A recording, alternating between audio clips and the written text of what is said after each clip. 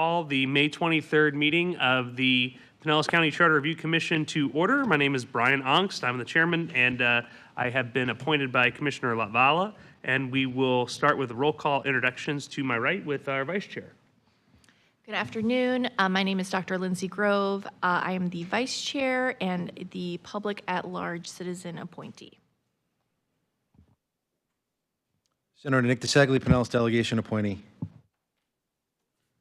Alan Swartz, appointed by Commissioner Peters. Rob Posovic, appointed by Commissioner Eggers. Ashley Overend, appointed by Commissioner Brian Scott. Doug Thomas, facilitator to the CRC. Terry Lipsey Scott, appointee of Commissioner Renee Flowers. Tom Steck, appointed by Commissioner Charlie Justice. Mark Strickland, appointed by Commissioner Janet Law. Mike Twitty, Constitutional Officers appointee. Okay, Chief Milliken, I see that you are online. Can you test your mic out for us? Sure. Jim Milliken, at-large appointee. Okay, and also I believe Commissioner Anne Marie Brooks, you're also on the phone. Can you test that out for us? I am. Good evening, Anne Marie Brooks, Commissioner Municipal Appointee. Very good. And Mr. Vose, you are also here with us via Zoom. That's right. Good evening, Chairman. Wade Vose, General Counsel for the CRC. Thank you so much. All right, let's go to public comment. And we have one card, Mr. David Ballard-Geddes. When you get situated at the microphone, you will have 3 minutes, sir. Hi, good evening, everyone. David Ballard-Geddes Jr. I live at 802 Georgia Avenue in Palm Harbor. Again, the U.S. Constitution sets its course giving rise to a contrived maritime jurisdiction chartered in Article 3, Section 2.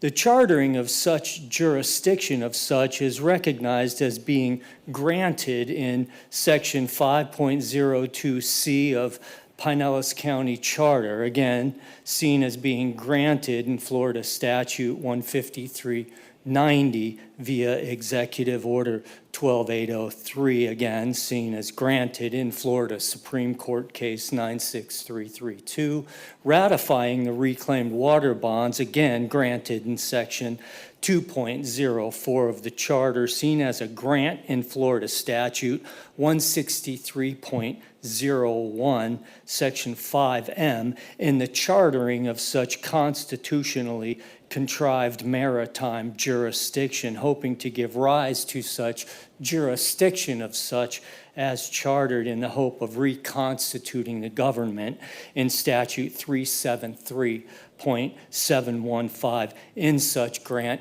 of such jurisdiction.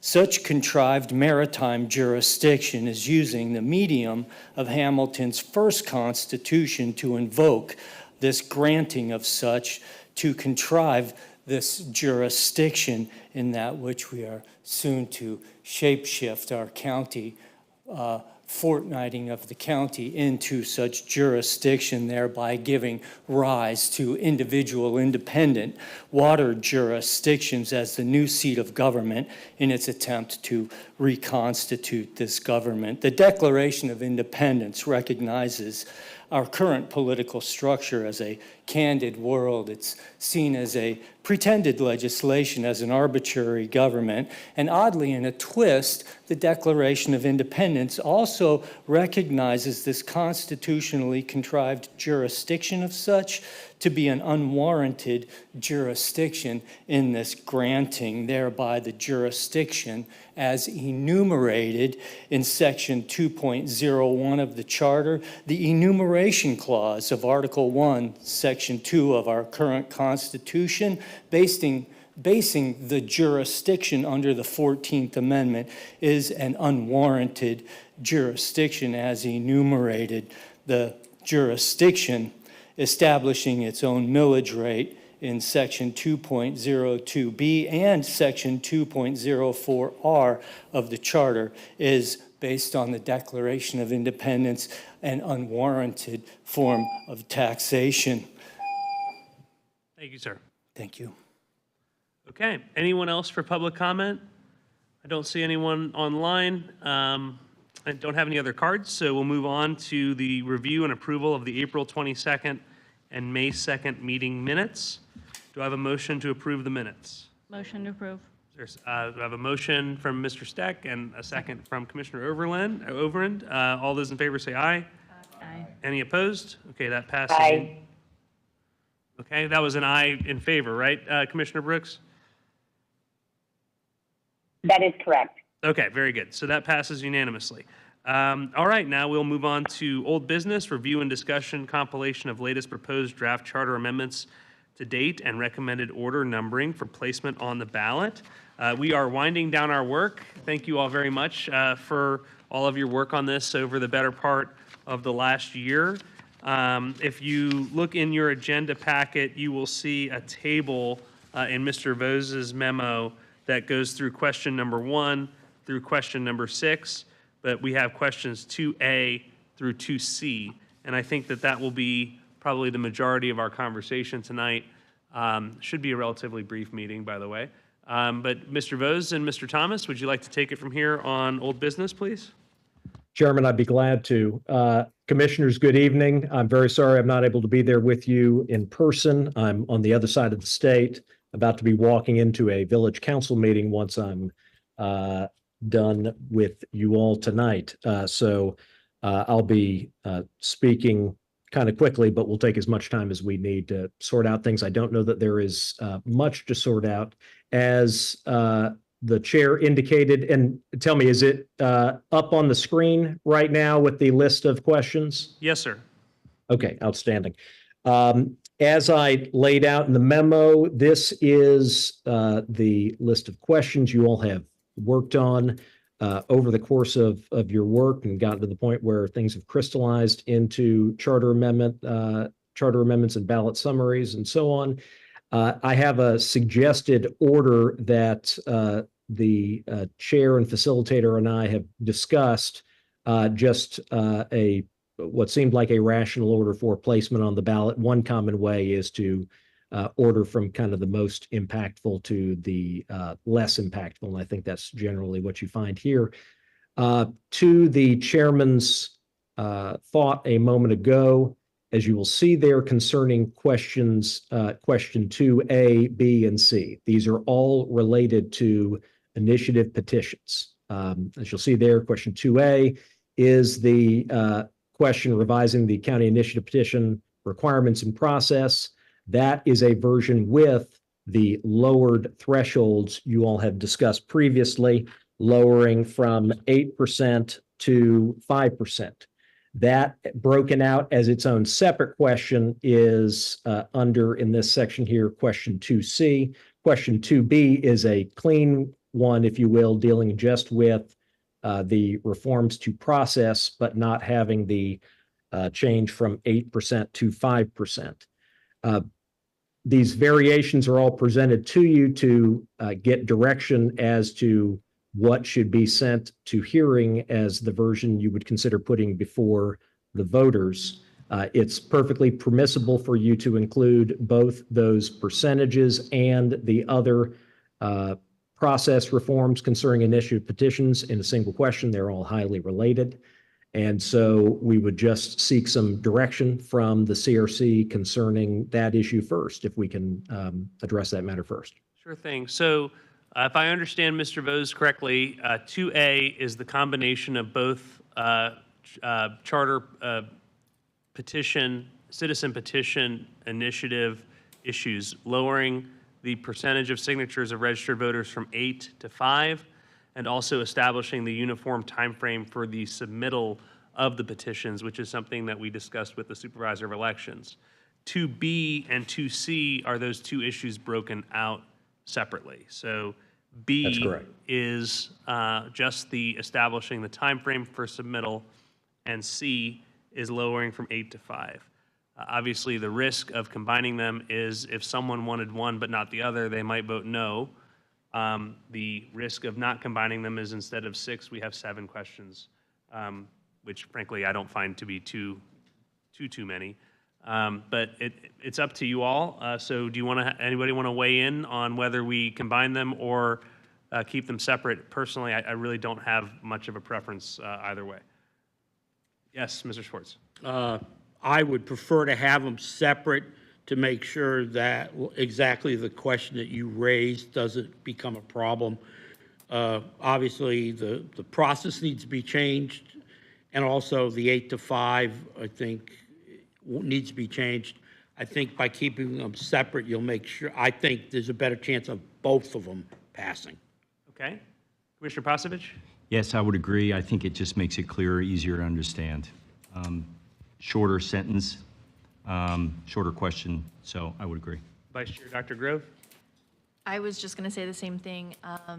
Yeah, I think that we want to make sure that it's very clear on what we're talking about in each one versus, reading the one that's together. I think it might be slightly confusing. Understood. Yes, Commissioner Steck. Yeah, I think less is always better, so having less wording, even though it's a separate amendment, I think is worthwhile. Okay. So I'm hearing we're going to keep them separate. Everybody good with that? All right. Very good. Mr. Vose, do you have the direction you need on that? Absolutely. So what will end up coming back before you all, assuming everything else generally stays as we see here, is A is going to go away, and question 2B is going to be question 2, and question 2C is going to be question 3, and then all the questions after that proceeding with bumping up the number 1. In terms of the order of the questions in the table, does anyone have any desire to reorder these? I would think that I personally would think you'd want to go in order of what you think is most important or potentially most controversial to least important and least controversial. And I think that's how we've got it organized. I didn't organize this. I believe Mr. Thomas and Mr. Vose did. But I don't have any problems with the way they've organized it. Yes, Mr. Schwartz. Mr. Chair, the only question I have is I have a concern that if people go to the ballot box looking for the term limits, which is something that's been discussed for years in this county, they will vote on question 1 and forget the rest of them and just walk away. So sometimes I'm thinking maybe if it's the last one, they'll get through all of them and say, that's the one I'm looking for, and go in the other direction. I don't know what everybody's thoughts are, or people have done these before, what their idea is, but I'm just concerned that they're going to vote on one and not vote on the rest. Property appraiser Twitty.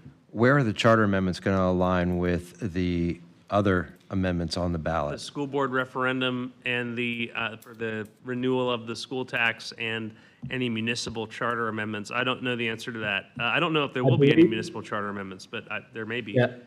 I'm pretty, I can tell you the following. These are going to go after the constitutional amendments, right? And they are going to go, if they are tracking the way every other county I've ever seen does it, they're going to go before municipal charter amendments.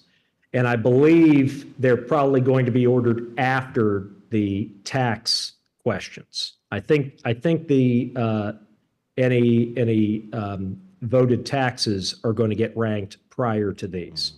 I can't bet my life on it, but I think that's how it's going to end up being. So we would be after the state constitutional amendments, which there's going to be several of Adam those. heard that.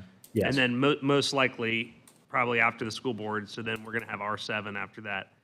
I mean, my personal experience is that single issue voters are going to find their issue and they're going to skip the issues they don't care about. I would prefer to make the term limits number 1 just so it's easier to find. But honestly, whatever y'all want is fine with me. But does anybody else have any real concerns or issues or feel passionately one way or the other about how we order these things? That's okay. I thought that they were appropriately aligned, and I'm comfortable with the lineup. Mr. Schwartz, you okay? Yeah, Mr. Chairman, I'm fine. I've just had some concern that maybe they would vote on one and just forget the rest of them. But on the other hand, if you have them last, they may just skip all of them and get to the one they're looking for. Right, As you understood. said, so 6 1, half dozen the other. Yes, sir. Yes, sir. Okay. Yes, Commissioner Steck. I'm wondering if 1, 3, and 4 ought to be grouped together just simply because they all refer refer directly to the charter. I don't know.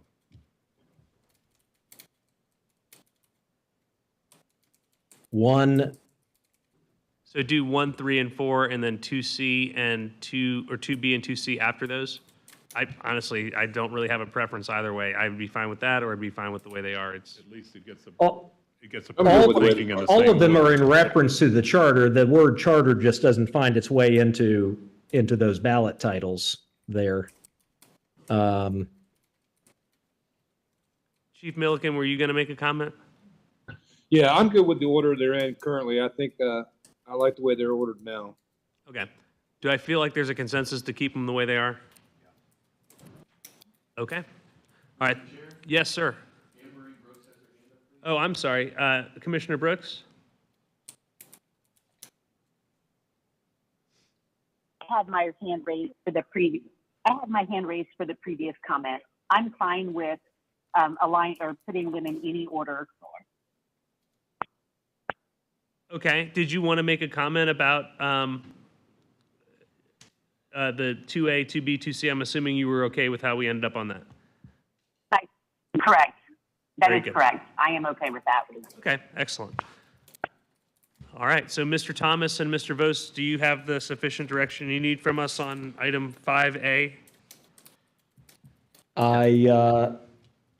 I believe we do. And one thing I just noted in the memo as well, just to speak it aloud, we did go back through and make some additional correction to some organization names, track down the fact that Forward Pinellas is a registered fictitious name that they're using for the MPO and Pinellas Planning Council together. Yeah, legally, I thought it was interesting. Perfectly reasonable way to do it because they have a unified board, but they have, when you look at it, they have separate federal tax ID numbers and they have, separate funding sources and so on. So they've got to maintain some level of uniqueness, but nevertheless, they present themselves to the public under that one name, which is perfectly reasonable. But we have it in there as the name stated in the special law as it was revised, Pinellas Planning Council. So I believe with respect to everything that would go to the public hearing, those were all the questions we needed with regard to further guidance. And just, yes, Commissioner Steck. I didn't bring the paperwork with me, but I remember on page 23, there was a reference to an 8% number of voters needed to sign a petition, and I thought we were dropping everything to 5. That's correct. Well, that's what we're giving the voters the choice to decide whether they want to go from 8 to 5. And keep in mind, what you're always going to see when you've got a set of charter amendments here, what you focus on when you're looking in the charter language is the strike through and underlines. So, one charter amendment is only making certain changes to text. Another charter amendment may make different changes to the same paragraph. If both pass, then both sets of changes get implemented. We don't have any inconsistent sets of strike through and underlines in this entire batch. Very good. Excellent. Okay, and then the only other thing on this is this will be the final language we'll be voting on at the first public hearing, which will be this coming Tuesday, May 28th. So if anyone has any significant language changes, we need to know that now that you want to propose. That doesn't mean you have to vote for all of these to go on the ballot. You can still oppose them the way they're written. But if you want to amend them, we need to know that now. But we've been working on this for quite some time, so I would assume that we're all okay, at least with the form of how they're written, and then whether you support them or not, that's up to you entirely at the public hearing. Everybody okay with that? All right, Mr. Thomas. Yes, I thought, Wade, while you're still here, before you jump to the other meeting, I thought it'd be helpful that maybe we can talk through what that public hearing process looks and feels like, as well as just verify people's or confirming their ability to participate in the public hearing. Yes, sir. we wanted to obviously finalize this tonight, so we have the language so we can post it. So you'll be receiving information from me tomorrow with the agenda and then the revisions to what we've just approved here with the breakdown and the order that you put together. Couldn't do that until after tonight's action, obviously. But as we roll into the public hearing, Wade and I had discussed how that might look and feel. The sense is that the public hearing's been advertised, so we'll go forward with that. But the thought is that we'll take each one of these items separately, allow any public comment, allow any actions proposed, reactions to the board, things of that nature, and then close it, and then take the next item and take the next item and go through that process as well. So the agenda is going to look a little bit different. It won't just all be incorporated in one item. We'll have to take a look at each one of the proposed ballot initiatives separately as part of the public hearing process. And nevertheless, that tracks with what we did 8 years ago, and I believe it tracks with the reasonable implementation of the language in the charter concerning these public hearings.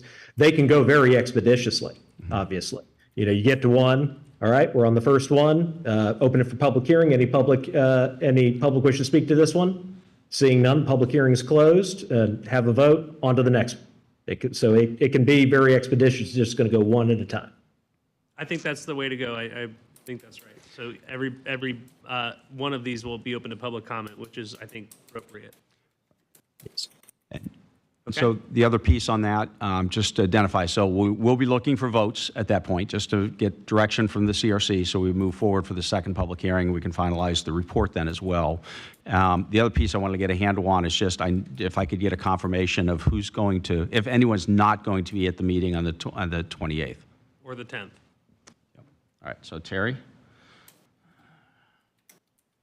Just on the 28th? On the 20th. Commissioner? Right.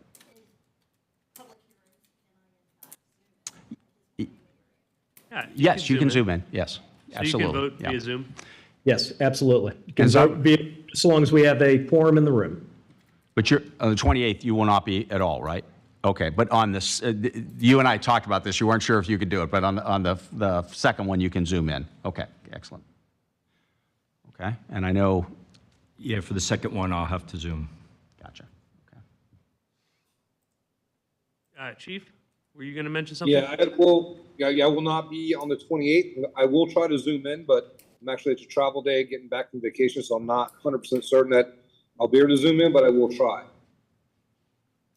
The 10th, I'm okay with. Okay, great, thank you.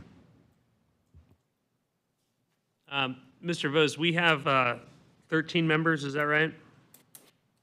That's correct. So do we need a majority of those in attendance or a majority of the full board To, to approve these things?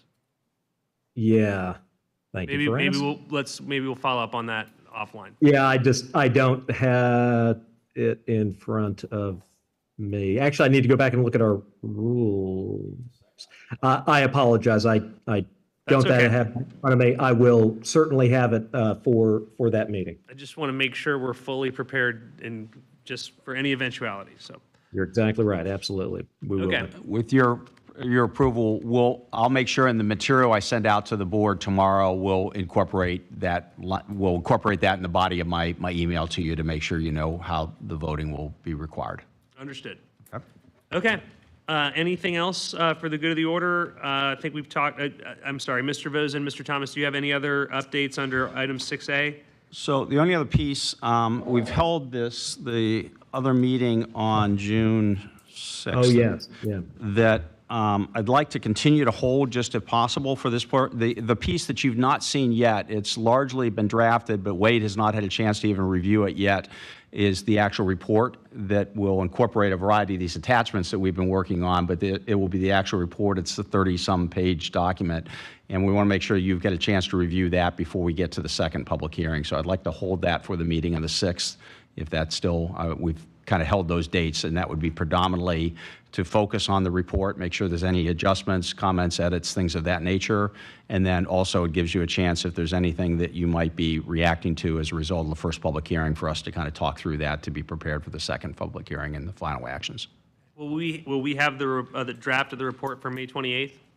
Probably not, because Wade, I'm sure Wade's not going to have a chance to review what I've got so far at that point. That would have been a perfect effort, but we're just not there yet. Okay, So, I understand. yep.